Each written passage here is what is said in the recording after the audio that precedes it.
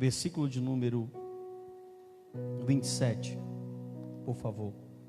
Quero que todos encontrem, para que nós possamos entender esse texto aqui. Evangelho segundo escreveu Marcos, capítulo de número 8, versículo de número 27, diz assim: E saiu Jesus e os seus discípulos para as aldeias de Cesareia de Filipe. No caminho perguntou aos discípulos, dizendo: Quem dizem os homens que eu sou? E eles responderam: João Batista, e outros, Elias, mas outros, um dos profetas. E ele lhes disse: Mas vós, quem dizeis que eu sou? E respondendo Pedro lhe disse: Tu és o Cristo. Preste atenção nessa palavra, queridos. Essa palavra Cristo, ela é a tradução da palavra hebraica Messias, significa ungido.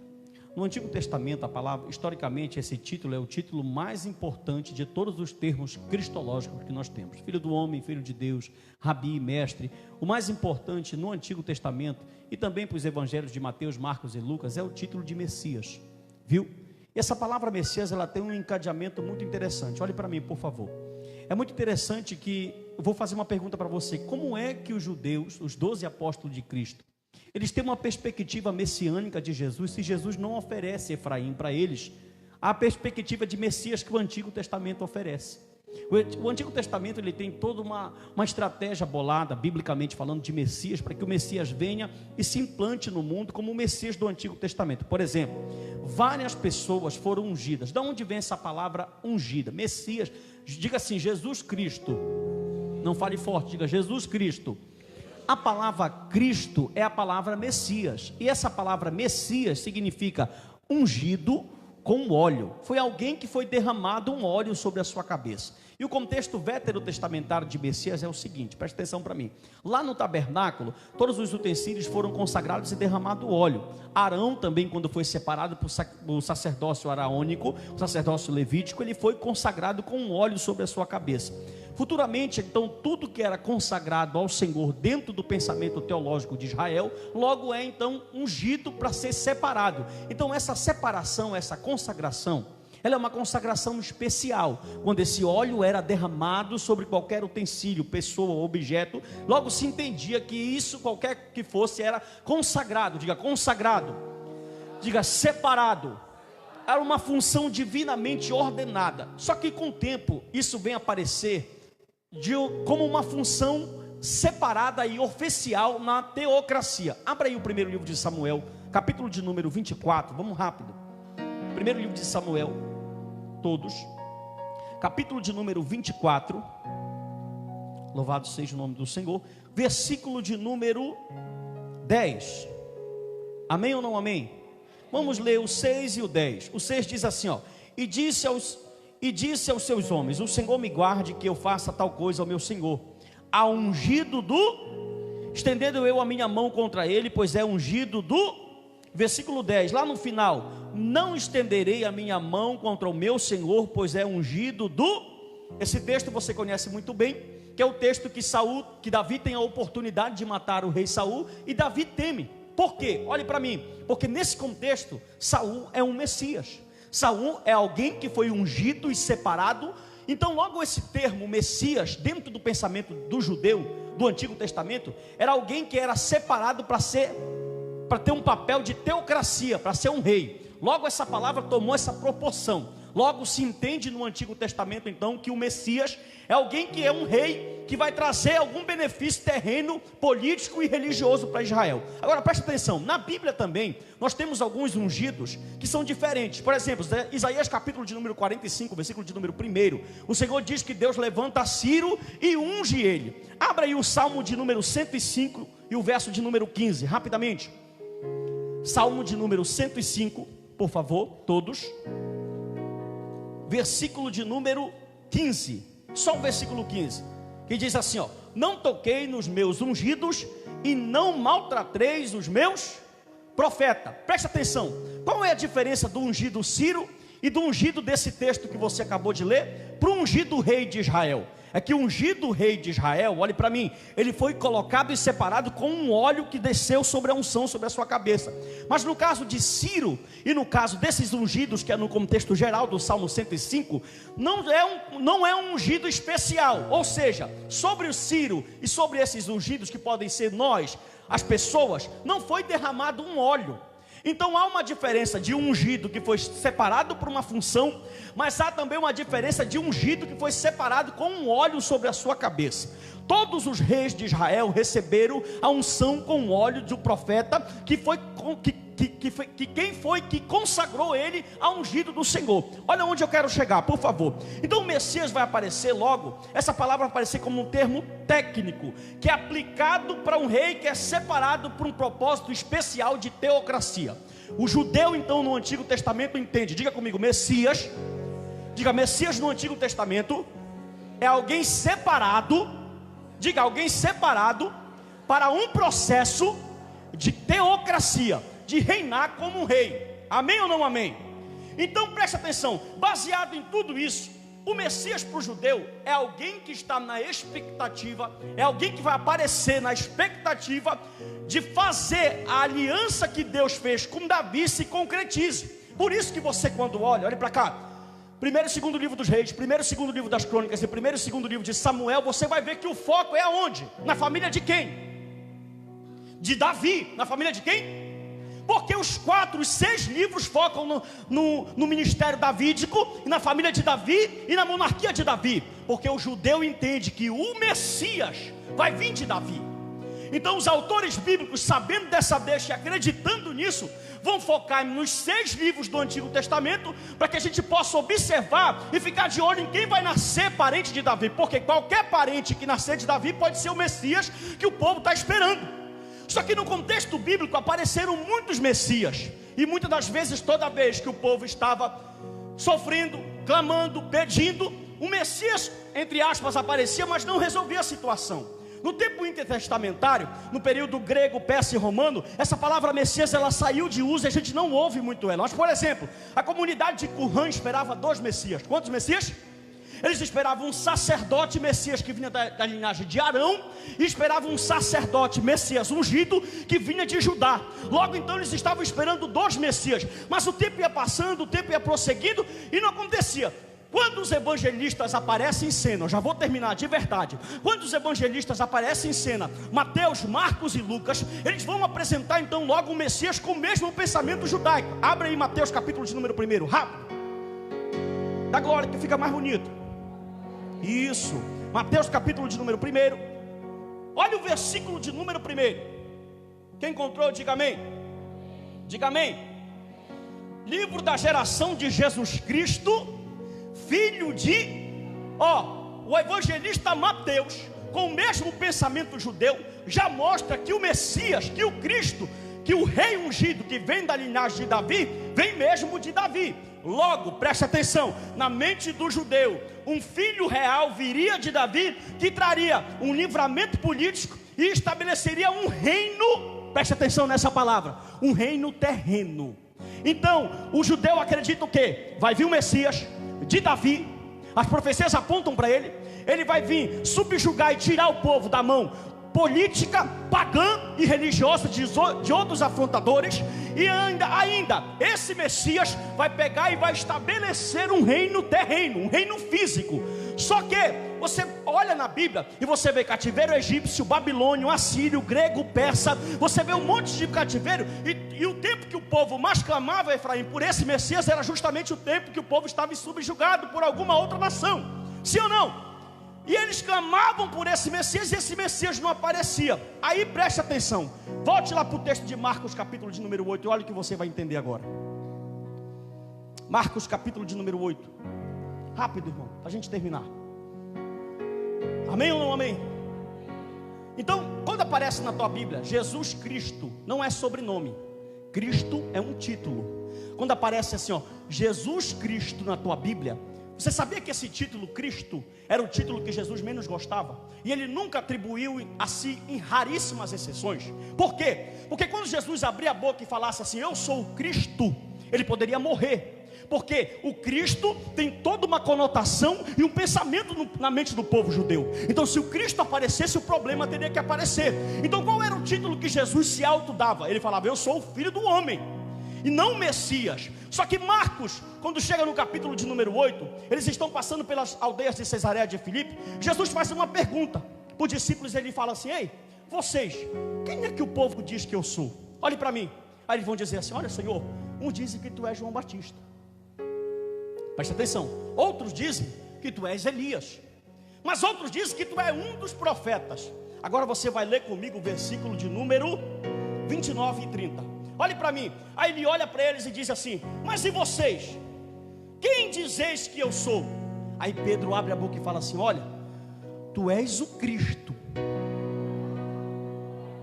Não, presta atenção, não dá glória, porque Pedro não entendeu isso aqui também. Por quê, pastor? Porque Pedro é judeu, e Pedro pensa que Jesus também vai estabelecer um reino terreno. Pedro está dizendo assim: eu estou andando com ele, eu estou seguindo ele, mas eu não vejo o reino se estabelecer, eu não vejo Roma parar de perder a força. Porque Pedro está pensando que Jesus é o Messias, mas o Messias que o judeu espera. Aí Jesus vai ensinar uma coisa para Pedro. O que? Ele fala: Pedro, eu sou sim o Messias. Agora leia comigo o versículo de número 30 e 31. Quando Pedro fala que ele é o Messias, olhe para cá rapidinho. Jesus olha para Pedro, para os 12 e fala assim: ninguém fala nada. Eu não quero que ninguém diga aqui que eu sou o Messias. E no verso 31, olha o que ele diz. Olha esse texto, irmão. E começou a ensinar-lhes e disse: importava que o Filho do Homem padecesse muito, e que fosse rejeitado pelos anciãos e pelos príncipes dos sacerdotes e pelos escribas, e que fosse morto, mas que depois de 3 dias, o que era que ia acontecer? O que era que ia acontecer? Quando Pedro fala assim: tu és o Cristo, olhe para cá, ele está dizendo assim: Senhor, tu és aquele que deve cumprir toda a profecia messiânica de Davi no nosso tempo. E Jesus falou assim: quem disse, Pedro? Ninguém vai me aceitar, os escribas vão me rejeitar, os mestres da lei vão me rejeitar. Aí isso já está dando um nó na cabeça deles, porque eles não esperam um Messias assim. Porque eles esperam, repita comigo, diga Barbaxa. Diga, não fale bonito, diga Barbaxa. Diga Ebed Yavé. Barbaxa é o Messias escatológico, com força, é esse que o judeu espera. Mas o Ebed Yavé é o servo sofredor. Pedro está falando: Jesus, tu és o Barbaxa, tu és o Filho de Deus. De Daniel capítulo 7, Jesus olha para ele e fala assim: rapaz, eu sou o servo sofredor, eu sou o homem que veio sofrer, o homem que veio padecer. Isso é um tapa na cara de Pedro e dos 12. Porque ali é uma decepção muito grande. Tipo assim, a gente está andando com esse homem, pensando que ele é o Filho de Deus, pensando que ele é o Messias que os nossos pais esperaram, e hoje a gente descobre, versículo 31, que ele é o homem que vai padecer, que os anciãos não vão respeitar, vão rejeitar, os príncipes e sacerdotes e os escribas vão colocar ele no madeiro. Pense, era como se você estivesse passando a sua vida todinha na Assembleia de Deus, de repente você acreditasse que o batismo com o Espírito Santo não existe. Você ia ficar triste, porque você não ia poder falar em línguas estranhas. Na visão pentecostal, Pedro está olhando para o Senhor, falando assim: Senhor, tu és um homem que todo mundo lá no Antigo Testamento estava esperando para colocar a ordem. E acho que Pedro esperou que Jesus ia falar assim: é isso aí, Pedro. Ele falou assim: todo mundo calado. Porque, oh, irmão, olha que coisa maravilhosa. Jesus poderia aparecer em público.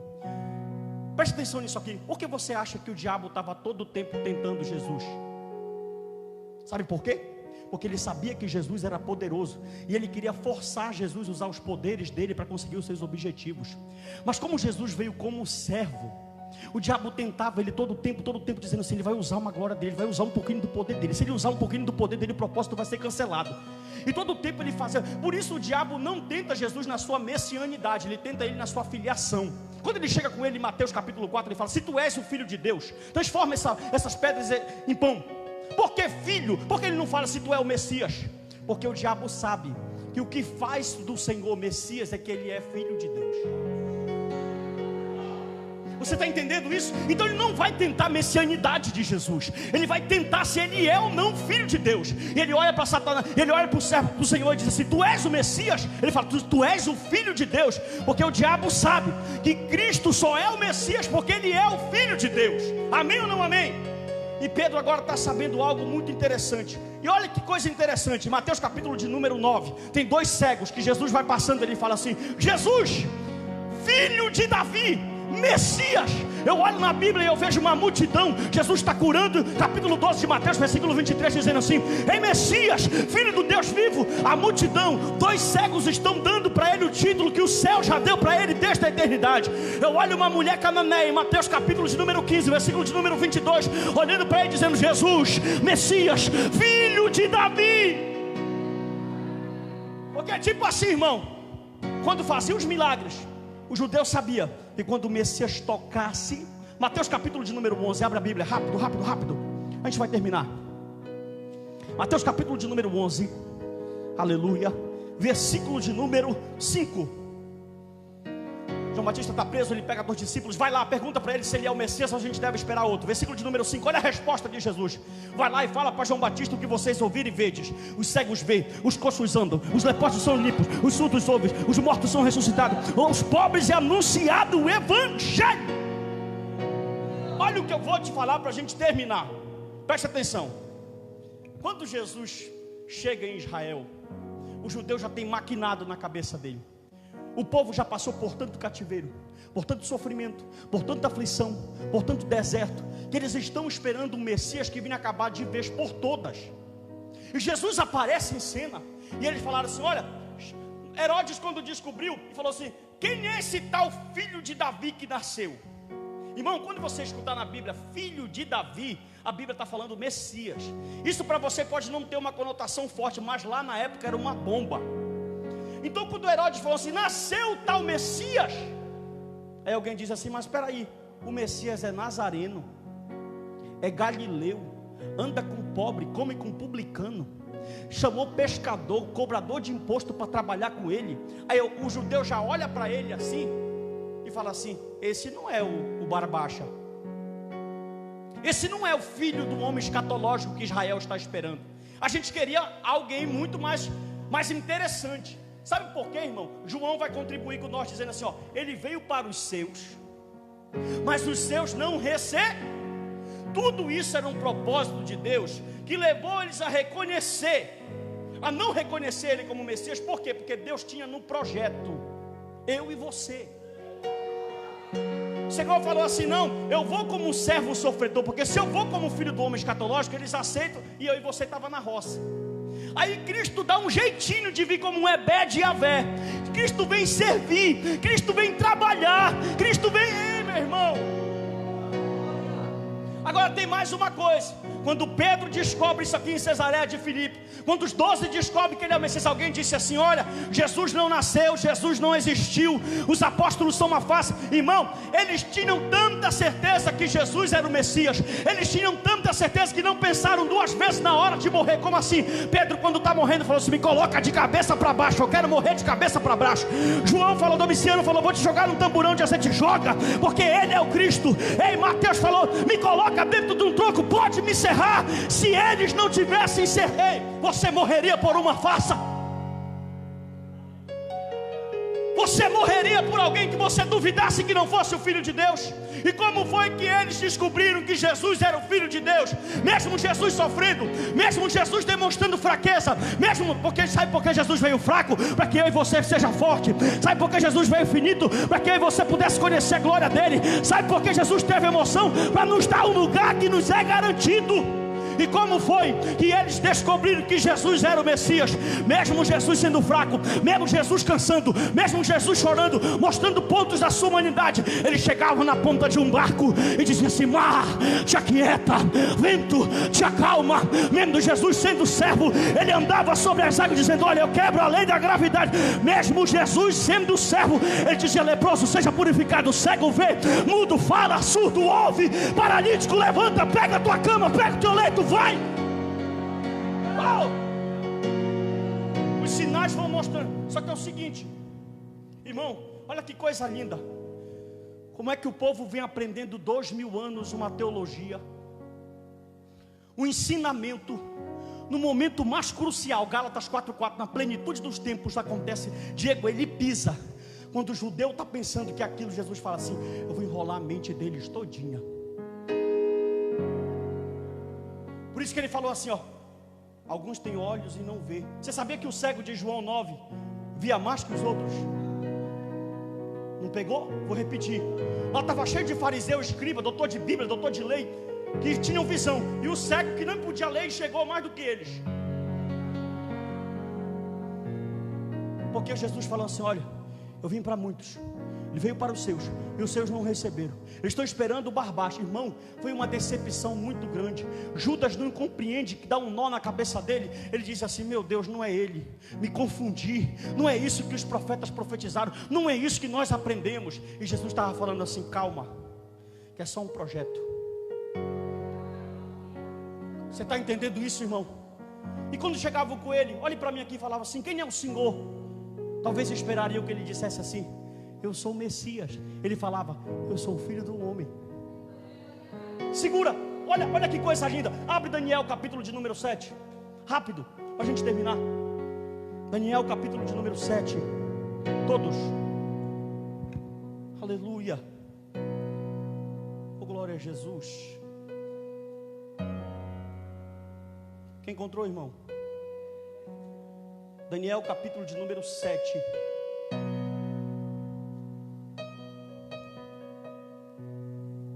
Versículo de número 13 e 14. Diz assim: eu estava olhando nas minhas visões de noite, e eis que vinha nas nuvens no céu como o Filho do Homem. Como quem?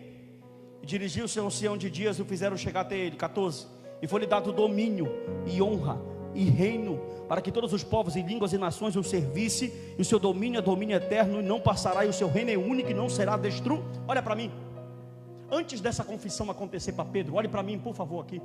Antes dessa confissão aqui, Efraim, acontecer para Pedro, dele não revelar que ele era o Messias, as pessoas olhavam para ele e falavam assim: quem o Senhor é? Filho do homem. Só que para eles tem uma ambiguidade. Quando ele falava filho do homem, filho de José. Mas quando Jesus se referia como filho do homem, ele estava falando que ele era esse filho do homem aqui, ó, o escatológico. Quando ele falava assim: eu sou o filho do homem, ele estava falando assim: eu sou aquele, ó, que o reino não tem fim. Levante a sua mão, irmão. Eu sou aquele que é Deus no céu e Deus na terra. Eu sou aquele que Daniel profetizou lá no seu livro. Eu sou aquele que veio subjugar. Oh, irmão, olhe para mim. Se fosse você no lugar de Pedro e dos 12, quando Jesus falava: o Messias sou eu, mas eu vim sofrer, sabe o que talvez eu e você fizéssemos? Senhor, vá com Deus, Deus abençoe o seu ministério, e eu vou me embora, porque o Messias que eu estou esperando é outro. Tanto que Pedro, na hora que ele está falando, fala para ele assim, interrompe ele e fala: não, Senhor. Ele falou: para trás de mim, Satanás. Bora ler o texto, Marcos, abre 8, rapidinho. Marcos 8, versículo de número 32. Encontre. Aleluia. Diz assim: e dizia abertamente essas palavras, falando que ele ia sofrer, e tomou a parte Pedro e começou a repreendê-lo. Mas ele, virando-se, olhando para os seus discípulos, repreendeu a Pedro, dizendo: retira-te diante de mim, Satanás, porque não compreende as coisas que são de Deus, mas as que são dos... Olha o que Deus está falando para ele. Olha o que Jesus estava falando para ele. Tu compreende o que Moisés, o que Abraão e o que o Elias te ensinaram errado.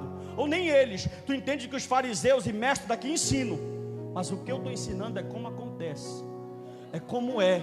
Porque ele fala, tem gente que pega esse texto e fala: Pedro estava endemoninhado. Não tem nada a ver com endemoninhado aqui. Porque Satanás é adversário. Pedro está se opondo. Quando Pedro fala assim: não, Senhor, tu não pode morrer, Pedro está falando: o projeto do céu não pode cumprir. E Deus está falando para ele: ah, Satanás, adversário, tu quer fazer com que o projeto que foi feito antes da fundação do mundo, para que eu viesse, encanasse de uma virgem, viesse, vivesse aqui e não fosse cumprido, para trás de mim. Porque as coisas de Deus só entende quem é de Deus. Levante a sua mão. Porque tem muita gente seca, não absorve a mensagem, não absorve o mistério de Deus. Porque coisa do alto só entende quem está ligado com o alto. Coisa espiritual só entende quem é espiritual. Projeto de Deus só entende quem está na fiação de Deus, meu irmão. Logo em seguida, olha só, irmão, olha aqui para mim. Eu quero parar, mas eu não consigo. Olha aqui para mim. Presta atenção. Olha o nó na teologia deles. A partir desse dia, o judeu que pensava assim: não, nós não vamos sofrer. Era a teologia da prosperidade. O Messias chegou, ninguém vai sofrer. O Messias chegou, ninguém vai ficar sem dinheiro. O Messias chegou, ninguém vai ficar sem pão. O Messias chegou, ninguém vai ficar... Teologia da prosperidade. A partir desse momento, Pedro já pensa assim, ó: agora não vamos ter que sofrer por ele. Tanto que aqui no versículo 34, o que é que está escrito aí, ó? Cada um tem que levar a sua própria... Jesus está ensinando para 12 judeus o seguinte, ó: te ensinaram errado. O evangelho do Yavé, do Ebed Yavé, é assim, ó: cada um pega a sua cruz. Aí tem crente, irmão, que não quer sofrer por causa de Cristo. Tem crente que não quer passar dificuldade por causa de... Então esse evangelho não é o evangelho de Cristo. Porque o evangelho de Cristo diz que nós temos que padecer, porque Ele também padeceu. E os discípulos seguraram tanto isso que Atos capítulo de número 5 pegaram uma pisa do sinédrio, açoitaram ele com varas, um olha para o outro. Apanhamos por causa dele, pegamos uma surra por causa dele. Eita! Que é isso, pastor? A teologia mudou, o Espírito Santo trabalhou, o ensinamento está diferente, o evangelho é diferente. Não é lei, é graça, é poder. Eu profetizo em nome de Jesus. Eu profetizo que Deus abre a tua mente nessa noite, para que você possa entender os mistérios espirituais que o evangelho da Bíblia Sagrada ensina. Eu profetizo que Deus está te colocando em um patamar diferente ministerial. Abre a tua mão aí, pega essa palavra profética que Deus entrega para você nessa noite.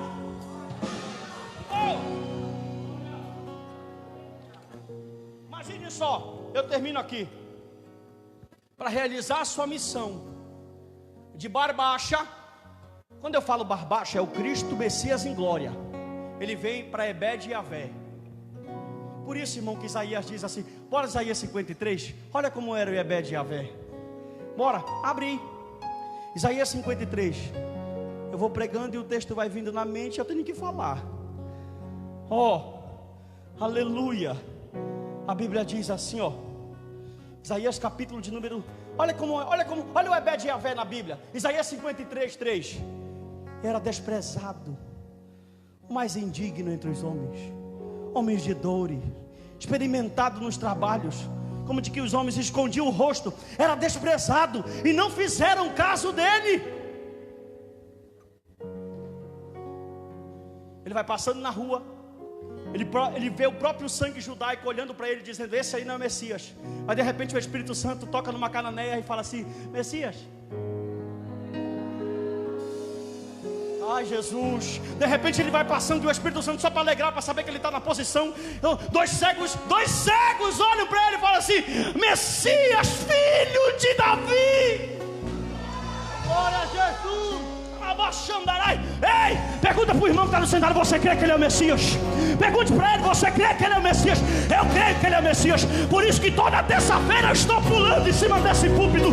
Por isso que todo domingo eu estou nessa casa de oração, porque eu creio que ele é o Messias.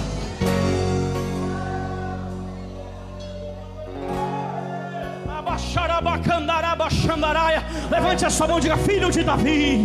Diga: filho de Davi. Diga: Yeshua HaMashiach. Diga: filho do Deus vivo. Se você acredita que ele é o Messias, abre a tua boca e dá glória.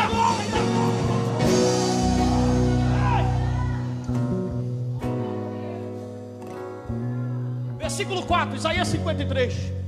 Verdadeiramente ele tomou sobre si as nossas dores, as nossas enfermidades, e levou sobre si, e nós o reputamos por aflito, ferido de Deus e oprimido. Mas ele foi ferido pelas nossas transgressões, moído pelas nossas iniquidades. O castigo que nos trouxe a paz. Ei, olhe para mim. Sabe que o judeu não entendeu até hoje? Que se o Messias viesse em glória, era para fazer ira, era para complementar a ira de Deus. Sabe o que foi que Jesus veio fazer na cruz?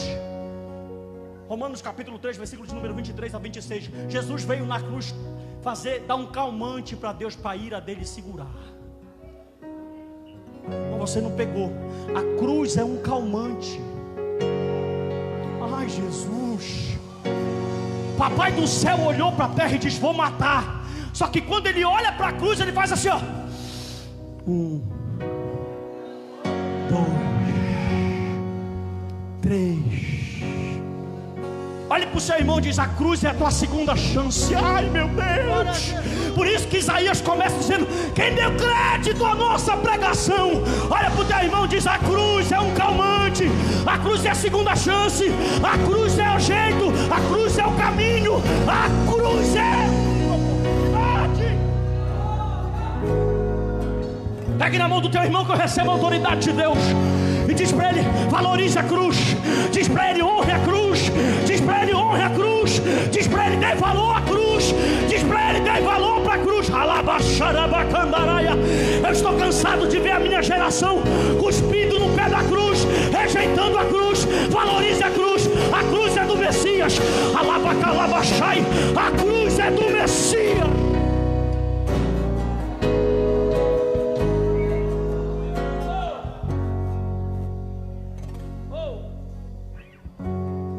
Olhe para mim. Jesus entra numa sinagoga. Olhe para cá. Já terminei. Aleluia. Jesus entra numa sinagoga. E um demônio entra na boca de um cabra lá. E o demônio fala assim: Jesus, filho de Deus, te cala. Por que ele falou para o demônio ficar calado? Porque Satanás queria manifestar o que ele vem fazer. Ainda não é o momento. Sabe o que é mais maravilhoso disso?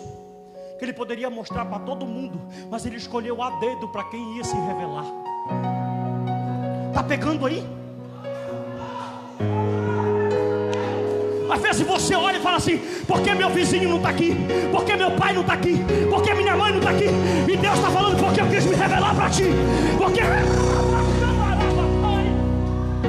Ei, levante a sua mão. Você já conhece que ele é o Messias? Quem conhece que é o Messias adora. Quem conhece que é o Messias faz alguma coisa.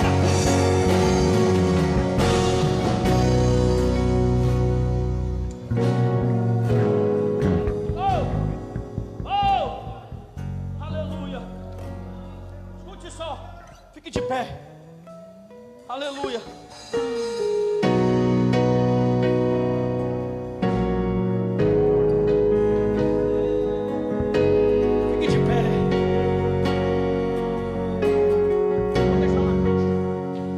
Em nome de Jesus, dê um abraço no irmão que está do seu lado. Nós já terminamos. Oh! Diga assim: você serve o Messias.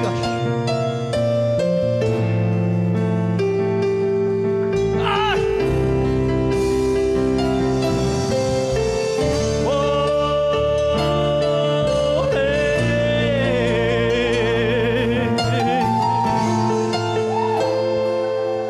Abre a tua boca e canta para Jesus aí, vai, aí vai, aí vai. Sua morte ali na cruz, carregando a minha dor, você se expôs por mim, se entregou em meu lugar e me deu uma nova chance. Eu vou. Levante a sua mão direita, que a graça de Deus está descendo aqui, meu irmão. Abre a tua boca e canta, vai. Vou deixar na cruz tudo que passou, tudo que ficou pra trás. Olho pra você, olho pra você, o teu amor me chama, me chama.